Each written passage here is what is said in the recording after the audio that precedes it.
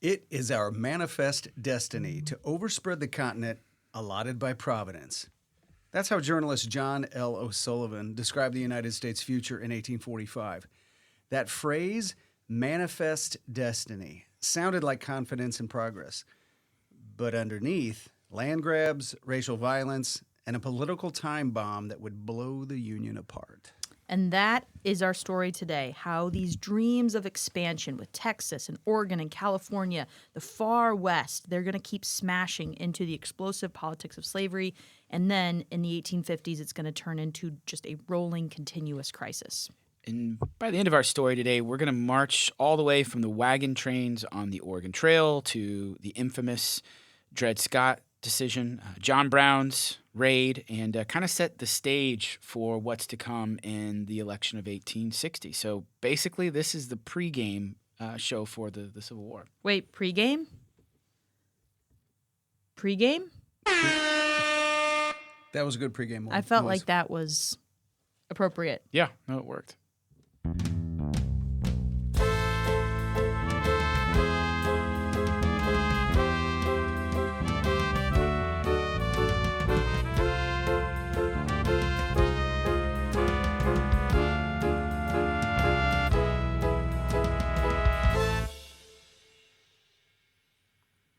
So let's start with that idea, manifest destiny. What does that actually mean beyond being a really catchy phrase from the 19th century?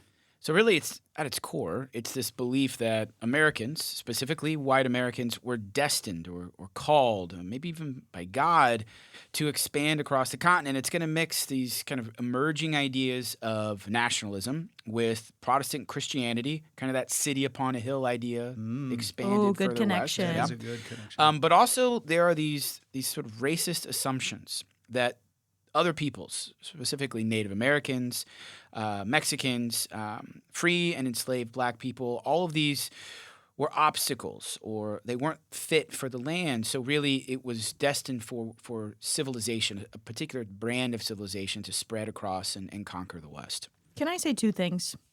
You may say more if Yeah, you want. sure. Well, number one, I think with Manifest Destiny, it's not like people are, let's say Texas, for example. It's not like white settlers are going there and looking upon the fields and saying, this is our destiny. No. But I think they're like, oh, good, an opportunity to make a profit. Yeah, I think what you're bringing up is there's the on the ground experience of ordinary people, and then there's these big ideas and ideologies that kind of exist above them, and they aren't even aware of these ideas, but they still, nevertheless, these ideas influence them and guide them. And it's O'Sullivan who really comes up with this phrase, and it is he's a writer, and so he's making this make it sound like kind of this patina of ethereal bliss. Yeah. Ooh, ethereal bliss. And he's capturing the politics of the day, right? This idea Yes. of expansion. But I think Miss Keltner's exactly right. Many people just said, I don't know if she's exactly. well, Whoa. That's not She's like right. you Okay, to she's say that, right. Mr. Hill. She's right. Yeah. I don't know. Thank if she's you. Exactly right. What's happening? But I think the You're point, always on my side. a very important point to make is most people aren't aware of the forces that are moving them around, right? Yes, and the second thing I would say kind of goes with something you mentioned, the forces on the ground, the ordinary people who are there. The West, what we would consider the West, is an extremely diverse place at this time. I think we imagine it just being this desolate place. Absolutely not. The Spanish are there. Multiple diverse tribes of Native Americans are there.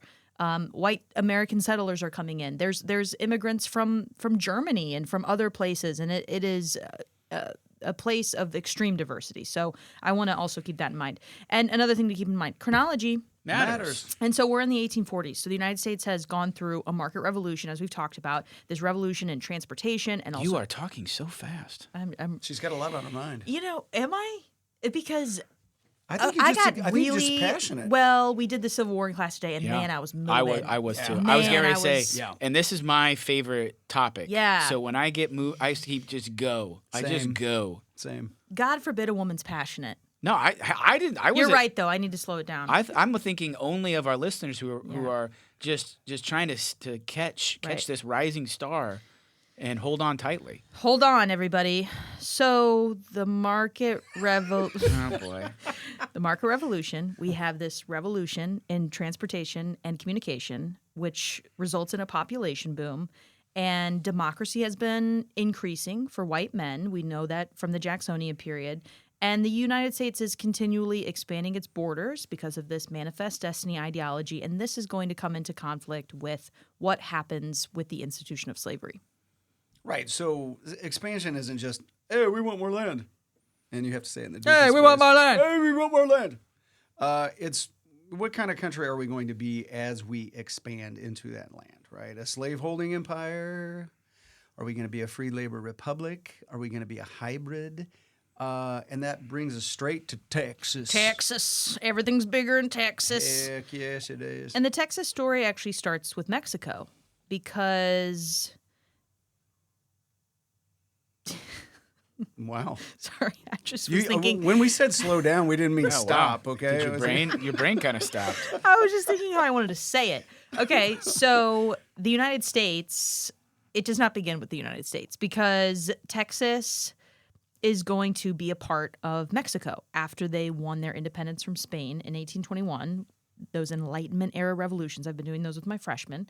And shout out to my freshmen. Mexico is going to control that huge territory, including what we now call Texas. But northern Mexico is very thinly populated. So Mexico had this idea that let's invite American settlers under very tightly controlled land grants to come and settle and actually become citizens.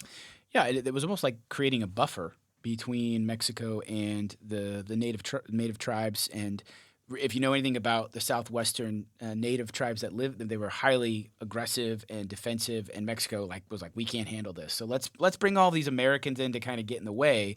And that's when you get individuals like Stephen Austin and others who are going to sort of lead these migrations of primarily southern, often from Missouri, by the way. Yeah, Most Stephen of F. them Austin. came from Way to go, Missouri. Missouri. They're going to enter into Mexico, and importantly, they are going to bring their culture and their economies with them, which includes slavery. And on paper, the idea is, look, they'll become Mexican citizens, they'll follow Mexican laws, they'll convert to Catholicism, they'll speak Spanish. All of this is expected and sort of on paper what the expectation is. And they will also, eventually, the idea is they will not conduct slave trades. And in typical American fashion, they were like, yeah, no. That's okay. Yeah, we're not going to do Yeah, that. we're not gonna do We're not going to do that. Nah, we're not going Yeah, I to don't think so. I'm Stephen Austin. We're not going to do that. That was what his voice sounded like. High pitched. Okay. Okay. Actually, guys, we're not going to do that. Actually, my name is Stephen. Okay. So, yeah, they do bring enslaved people. Really big shock there. Mostly grow cotton. Often ignore Mexican rules. Again, no shock. Over time, the Mexican government get a little nervous, especially about the slavery thing, and they start to tighten control. And that would trigger friction with the Anglo-Texan settlers who are used to more autonomy and being able to do whatever they want. Yeah. So by the mid-1830s, these tensions explode. The General Santa Anna, who is kind of a Napoleon wannabe, he starts centralizing power, and he says, I'm going to clamp down on these Americans, make sure that they get in line or get out. And this is going to lead to what's known as the Texas Revolution. And I will say that growing up, I tell my students this too, I thought that this was one of the coolest stories in American history. What, a huge loss? What, like the Alamo, you mean? Yeah, I thought the Alamo was the coolest of cool stories. So in my mind as a young kid, I thought, wow, these people, they were fighting for their freedom against a dictator. And these guys at the Alamo, they fought to the last man to sacrifice themselves so that Texas could rise up and claim its independence. And then I grew up and I started to read books. And it turns out that these guys were, not all of them, but a lot of them were fighting simply because they didn't want to lose their slaves. Yeah. They didn't want to have to speak Spanish. They didn't want to have to abide by Mexican laws. And they're like, hey, give us our freedom to own our slaves and leave us alone. You're going to play it. And so your dreams were Yeah, they crushed? were popped Yeah. Yeah, and you're like, oh man, that wasn't as. I guess That it was wasn't as cool well-placed. as I thought it was going to be. Yeah. But basically, that's where the Alamo comes from. They hold off the. Hey. Let's remember. The Alamo. Let's just remember the Alamo. Yeah. That was a joke in my class earlier this week.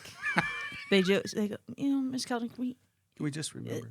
let's just remember the Alamo. Yeah. And then I kept kind of saying that throughout class. Oh, you guys, can we just take a second? Let's just remember the Alamo. Yeah. Do you guys remember the first Pee Wee Herman movie where Yeah, his I was bike just looking that yeah, up. Or seriously? Yes. No, I don't. What His bicycle, he goes to a fortune teller. This is a really short story. He goes to a fortune teller because this guy he knows had stolen his bike and he wants to retrieve his bike because his I remember bike that. meant Yeah. everything. Yeah.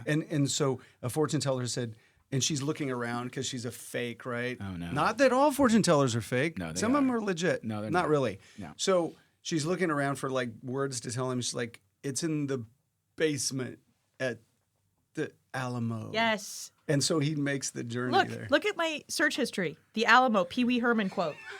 I'm so glad that it all I'm not came the together. only weirdo in this group. It that all we came both together. made that reference. Pee Wee's Big Adventure. Yes. Love it. Yeah, So and that helps us to remember. we're the going to do Alamo. a separate remember episode him. about Pee Wee Herman. Pee Wee but, Herman, he was not a Texan. No, he wasn't. But Texas, the Texans do eventually kind of capture Santa Ana and hilariously force him to sign a Hilarious. treaty. And so now they're independent. What happens next? Well, they're the Lone Star Republic. And man, was this, I mean, Texans wanted to be annexed to the United States, Sure. but not like right away. So what is it, like Well, they- I 9 mean, years that I think they were a Nine. republic? They wanted to be. Nine. They wanted to be Nine annexed. times. Yeah.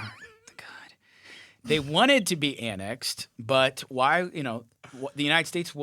Collectively, the United States is like, no, this is too much because. Yeah, even Andrew Jackson was like, no, it's a yeah, lot. I'm probably not going to do when this. Andrew Jackson says, no, it's too much. Too much. It might be too much. Too much too soon. And the problem is, if you bring a gigantic new slave state, that's going to upset the balance that was sort of keeping things together between the North and the South. It's, so and you know, ever since then, I mean, like in recent memory, there have been efforts almost like annually Yeah. on the part of like actual representatives in Texas who forward the idea of seceding again from the Union. and I mean, of any state, them and maybe California, they're the only ones that entered into the Union as a separate country and not a territory of the United States. True. Yeah. So they have like this weird historical claim where they can be like, hey, we thought about it and we changed our minds and we're going to go back to being an independent country, which they were for about 9 years. Which is why their flag still has the Lone Star. But so this potential entering as a large slave state, it's really freaking out Northerners. And they worry that it's going to increase slave holding power in Congress and that it also could possibly spark a war with Mexico and shift the balance in the Senate. That's what this is all about. It's all This about the balance Senate. Is the Senate. You know, and we hear this today too. Like, what's going to happen in the Senate? What's going to happen in the Senate. midterms? You The know, Senate. The Senate. the Senate. Yeah, the Senate. Yeah, so ultimately, no president, Jackson, his protege, Van Buren, no one's willing to kind of take this leap and annex Texas, so it sits on the sidelines for a little while. But this doesn't end these debates over the extension of slavery.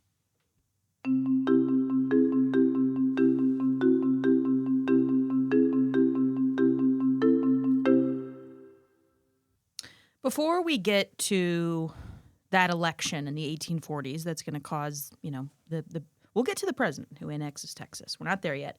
Let's talk about the farther west, right? far Texas is west. one piece, but then there's Oregon, there's California, there's the Great Plains that are a whole nother chapter. And Garrison heard screams coming from my classroom the other day. I did. He rushed to see what I was thought going something on. was wrong. And it turned out that Miss Keltner and her class were simply playing Oregon Trail. You got to. Yeah. You got to do it. You got to. And yeah, both classes crushed it. W4 won. Sure. They had a How higher many score. kids didn't survive None. dysentery? We made great was gonna say- decisions. In both classes, no one died. Let's hope on the AP test there's some question on dysentery. Otherwise, Yeah. I don't know. Let's hope there's a question on short staple cotton. Oh, There- wow. That there could be. That, What if there was a that- question with both of those elements in it? There, and no, I would that'll be like, never, that would never "Oh, happen. What? That would never happen. You guys, did I ever tell you guys about Santa Caligan?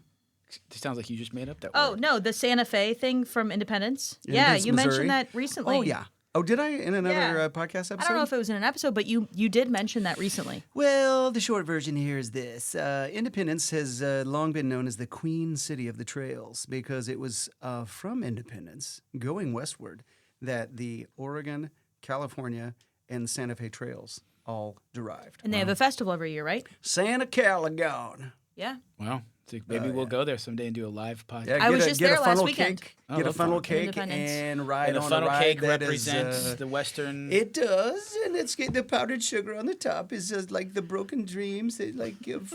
I don't know. That makes total sense. Okay. So yes, all these trails that start in Independence, and if you play Oregon Trail, the game, that's where you start. You can play it on Google Chrome. You cannot play it on Safari, just so everybody knows. And you basically just Google Oregon Trail on Chrome, and it'll be the first thing that pops up. There's a lot of other You're versions, welcome. updated versions, they made of that game. I like the old school one. Okay.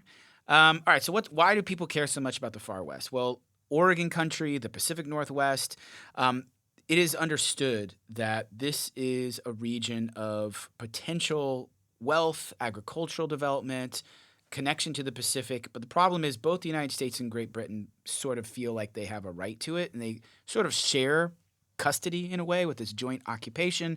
And in the meantime, it's so sparsely populated of white settlers. It's heavily populated by Native American groups, but fur traders, missionaries, they start to trickle in, and there's this realization, hey, we might want to get a chunk of this. Mm-hmm. Then that trickle becomes a flood, but not a Texas flood like Stevie Ray Vaughan plays on the guitar. Cultural reference, Stevie Ray Vaughan. Yeah, better start listening, kids. No, we're talking about Oregon, not Texas now. So by the 1840s, Oregon Trail is that highway of wagon trains heading west. Families from states like Ohio and Missouri pack up everything. They hitch a few little oxen to their wagons and start a months-long trek, hopefully not getting dysentery. Yeah. And it's very romanticized in art and memory, this historic, trailblazing that's going on. It was brutally hard in reality.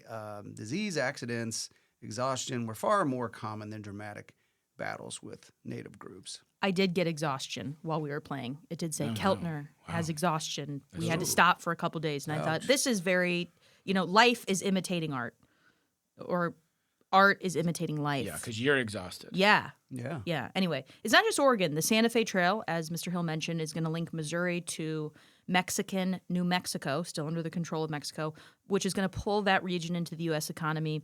And traders are going to carry manufactured goods west. They're going to bring silver, mules, and furs back east. And then you have American migrants and missionaries moving into California, especially after rumors of fertile land and later gold. There's golden in their hills. 49ers. Whenever I say that in class, there's always a few students like, what? Huh? Right. You say NFL? 49ers? Right. I got to get my picks in for this week. I'm on my fantasy team. Yeah, That's and they right. start talking about their fantasy team. All right, so big picture here. We've got migration, settlement, labor, exchange of ideas and cultures. So America in the West is not just the solo fur trader, as Ms. Keltner was saying earlier, kind of traversing across mountains. It's really about multiple cultures colliding and sort of navigating this new world that's developing. Yeah. And so all of this this political stuff kind of rises to the surface. It's creates a lot of tension, a lot of pressure, and people moving west want to know: will this territory that we're entering now, will it eventually become free or slave?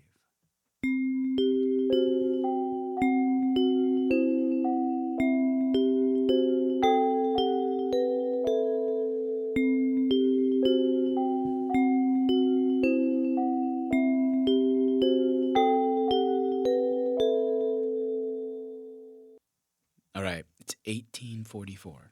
The big issues. What's going to happen with Texas? Who gets Oregon? And how fast can this nation pursue manifest destiny? Absolutely.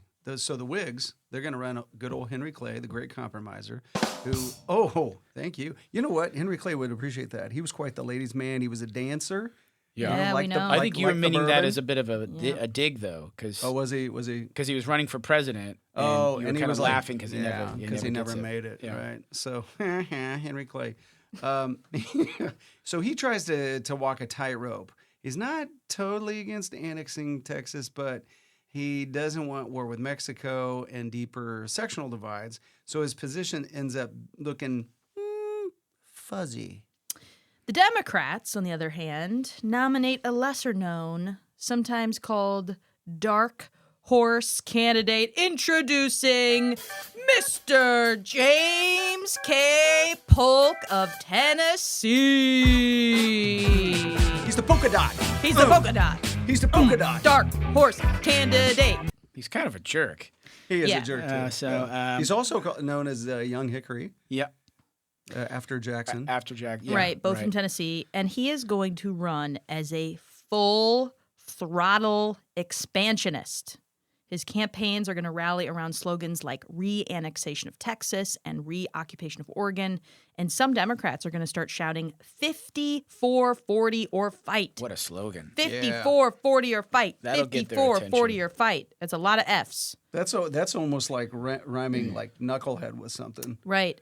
Yeah, and meaning that they want the U.S. border in Oregon. Let's be serious. Okay, 54-40 or fight. They want the U.S. northern border in Oregon pushed all the way up to the latitude of 54-40, even if it risks war with Britain, because they are still controlling Canada. Yeah, and it's a very, not only is it catchy, but it kind of is this like building on this American nationalism, expansionism, manifest destiny, and Polk is really popular. So much so, he's going to win this election, and he immediately he's like, here's what we're going to do. Lower tariffs. So that's really kind of Check. a popular idea among some. Restore the independent treasury. Check. So you can kind of very Jacksonian. Settle the Oregon question. He's like, give us that land. Give us Oregon. Boom. Check. And he gets it. And then we want California. We want these Mexican territories. We want Texas. Chuck E. Cheese. Yeah, Chuck E. Cheese. Checkmate. Yeah. When's the last time you ever heard of a president say like, "Oh, we're going to do these four things, and that's all we're going to do," and he just does them? Yeah, I mean, he was really effective. I mean, he was a jerk, but In only one term. just needed one term. and then he died. By all accounts, he was a real jerk. We should say that. Yeah, he's a jerk. Yeah, he probably didn't deserve that introduction, but he was a dark horse candidate. He wasn't. No one really knew him, and he was from the frontier, the West, being from Tennessee, and so I just wanted to make it clear, like Polk is here. He was a Cinderella story, kind of a guy out of nowhere. So in Oregon, he doesn't actually fight, even though he's kind of a jerk. And maybe he would fight somebody if push came to shove. Instead, he negotiates with Britain and accepts a boundary at the 49th parallel, which is not as fun to say as 54-40. Which is still a massive gain for the United States. But on the southern border with Mexico, he's more willing to push things to the brink. And that's going to set the stage for the Mexican-American War. Mexico never really accepted Texas's independence from 1936. 18. Oh my gosh. Oh, God. 1936, we're in a depression, but yikes. Thank you. You know, That is either just a long week or it's a long week. It's November. I have serious issues.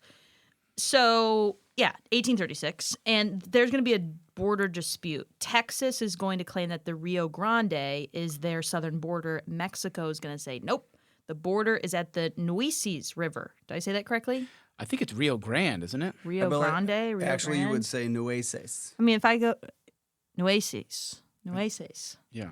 You're talking to somebody who took Latin for their whole I think life. Grande is what you get at Starbucks. Yeah, Grande is what you get at Starbucks. But Rio Grande is what the Texans would have called Rio Grande. I don't get Grandes. Rio Grande. So, anyway, these two rivers. Polk's there's kind a of dispute. sneaky here, right? He's like, there's this dispute, and he's going to send in troops under the command of Zachary Taylor, and the orders are nebulous, but basically he wants Taylor to kind of occupy the space between these rivers, knowing that this would probably be provocative, and it turns out that there's some shots fired supposedly, and apparently an American soldier was shot, and blood was spilled on quote-unquote American soil. And Apparently. You said apparently and well, supposedly. I did. Yeah, things are nebulous. They're ambiguous.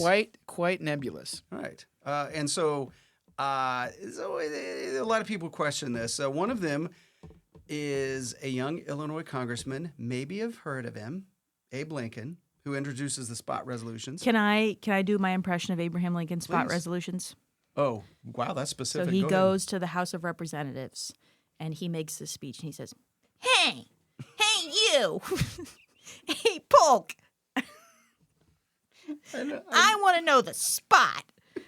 Tell me the spot where they fired on. That's not a very good Lincoln thing. I don't know. With his hands on his hips. Hey, you. Now I'm getting a visual. The spot. Prove it. Right, and he's pretty tall, so he can like kind of lean over. Paul can go like, prove it. Show me the spot. Show it. Okay. So the war goes badly for Mexico, right? We can all agree with that. Yes. It doesn't go well. Mexico gets kind of destroyed. The U.S. quickly seizes the territories that they were hoping to take. You've got some key figures like John C. Fremont and Winfield Scott, the general, who are basically going to capture Mexico City. And we pretty much say, hey, Mexico, give us whatever we want, and we'll let you guys off the hook. Yeah, and then the war ends with the Treaty of Guadalupe Hidalgo. Cool sounding treaty. Absolutely. Kind of rolls off the tongue. That's in 1848. And so under the treaty, Mexico recognizes that the Rio Grande as Texas's southern border and cedes a huge swath of land, what we call the Mexican Cession, spelled with a C, not an S, which includes present-day California, Nevada. Nevada or Nevada? I say Nevada. I say Nevada, too. Utah, most of Arizona, and parts of Colorado and New Mexico. In return, the U.S. pays Mexico $15 million and assumes some of the debts. So that's the crazy. We felt bad. We were like, We were like, okay, how about a little something for the effort? Okay. Even though we won the war and beat the crap out of you, we're going to give you $15 million to see if we can smooth Well, things that's over. kind of with the Spanish-American War. Don't we pay for the Philippines? Yeah. I know we're getting ahead of We do. ourselves, but Yeah. I believe that's $20 million. That's that's kind of the conscious, American conscious, like, we feel kind of bad. yeah. I feel kind of bad. So the big takeaway, right? You should really equate these territorial gains with political headaches in the 1840s and 50s. Every new acre from Mexico raises this question: will slavery be allowed here? Will slavery be allowed here? And that's going to bring us to our next section where we talk about the Wilmot Proviso. What a cliffhanger. Well, I was going to do music. Well, should I? Keep going. And I'm just going to keep going. Keep going. Okay. Yeah, so David Wilmot, who is he? He's a congressman, a Democrat from Pennsylvania, but a northern Democrat who says, you know what? If this war isn't about slavery, then let's all just go ahead and agree that any land acquired from Mexico will not allow slavery. He's kind of calling the bluff of Southern politicians who are like, you guys, this isn't a war about slavery. It's just a war about preserving American honor and expanding American interest. And he also has his hands on his hips, and he's like, prove it. He does. Prove it. You know what? Do we have a button that is like the needle on a record going, I think that all of these reality TV shows you watch are starting to influence the way that it's starting to rot your brain. Well, they kind of talk like that on reality shows. They kind of do. And How would you know? well, I've seen one or two. We Not like live in you. reality. I don't watch them like you do. I think people would be shocked. Well, yeah, We all need an escape. we do. Right. And what was the What are escape you doing? here? Moving around in your chair. Everybody can hear that. Sorry. The proviso never becomes law. That's It the big doesn't. thing. It doesn't. Yeah, okay. right. Okay. Okay, it doesn't. We It- aren't it even like passes the House, halfway through with this thing. but it fails in the Senate. And so, should we expand? How will expansion affect slavery? Well, it's kind of a question that doesn't get answered. And this is going to really accelerate party realignment. Many Northern Democrats are going to support the proviso, which is going to strain their alliance with Southern Democrats because, of course, they would like to see the expansion of slavery. And out of all of these conflicts is going to emerge movements like a new political party, the Free Soil Party, which opposes the expansion of slavery, even if many of its members aren't abolitionists in the moral sense. Yeah. So this gets really muddled and confusing. The political parties, though they continue to exist, they start to fall apart. What really matters is you have three major camps: the pro-slavery expansionists who dominate the South, the free soil advocates who are like, we don't want any more slavery in the West because we want to keep it free for white settlers, the free soils people. And then you've got abolitionists, a much smaller but very vocal group who is advocating for the complete end of slavery. This is getting crazy. And then the California bomb drops. The Californians. I love those.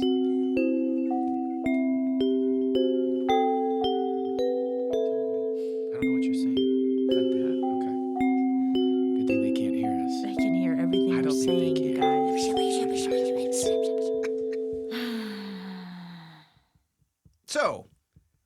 1848, gold is discovered at Sutter's Mill in California. The gold rush brings in a tidal wave of migrants. The 49ers, you might have heard the Chiefs beat them the other couple years ago in the Super Bowl.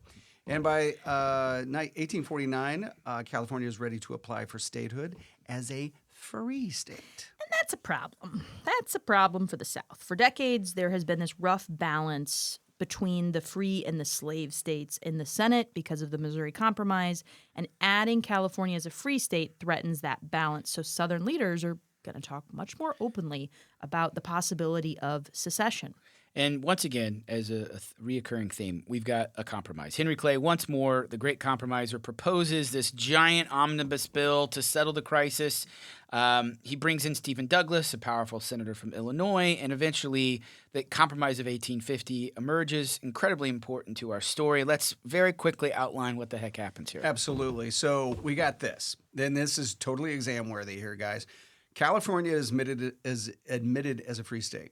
The rest of the Mexican cession is divided into the territories of Utah and New Mexico, where popular sovereignty will decide slavery. Settlers will vote. The slave trade, but not slavery itself, is banned in Washington, D.C., and a much stricter Fugitive Slave Act is passed, requiring Northerners to help return escaped enslaved people and penalizing those who assist runaways. Yeah, and Henry Clay is like, this is the last thing that I'm going to do to keep the country together. And then he croaks. That's right. Yeah. Yeah, him and Daniel Webster and John C. Calhoun. Boom. They're all old. By 1852, they're all dead. Yeah. So what's at stake here? For the North, the Fugitive Slave Act is going to feel like a moral outrage and a violation of state sovereignty, and it's going to drag free states into enforcing slavery. And then for the South, the compromise is about holding on to political power and securing what they see as constitutional guarantees for slavery. The compromise buys time, but it doesn't come close to solving this much larger problem that will become known as the impending crisis. In the North, you got this increasing resistance to the Fugitive Slave Act, and eventually it's going to lead to all kinds of personal liberty laws, vigilance committees. In other words, the North is going to rally, fearing that the South has now wielded so much power that there's no way to stop Southern intrusion into Northern lives. Culturally, you're going to get responses like Harriet Beecher Stowe's Uncle Tom's Cabin, and eventually this new emerging coalition of anti-slavery, free soil, and abolitionists who rise up to challenge Southern control. So by early 1850s, you still have a union intact, right, by the Great Compromise, by the three greatest compromisers, but the emotional temperature is really rising, and we're going to get into that on our next episode. There's so much to cover that, we can't just do it all in one. We tried, but we're already merging on the longest episode we've ever done. Yeah, so we'll get into everything that happens in the 1850s. This could be our first part 1 and part 2 episode. We stick around till next time. Stick around till next Cliffhanger. time. We've got disunion coming, everybody. Yeah. Okay, so disunion, dat union, and any union in between. All right, thanks for sticking with us for part 1. Can't wait to see everyone again for part 2. Love having you for our episode of APUSH for All. If you want to follow us on Spotify, Apple iTunes, YouTube. We've got a website now. Mm-hmm. Haven't really pushed that out yet, but that exists. Did you spell my name right? I think. Did we get that fixed? I think we did. I think. Yeah, so a lot of good places to find us. Leave us a comment, give us a review, reach out if you got any questions or want us to cover a topic. Until next time, keep learning from yesterday to make sense of today.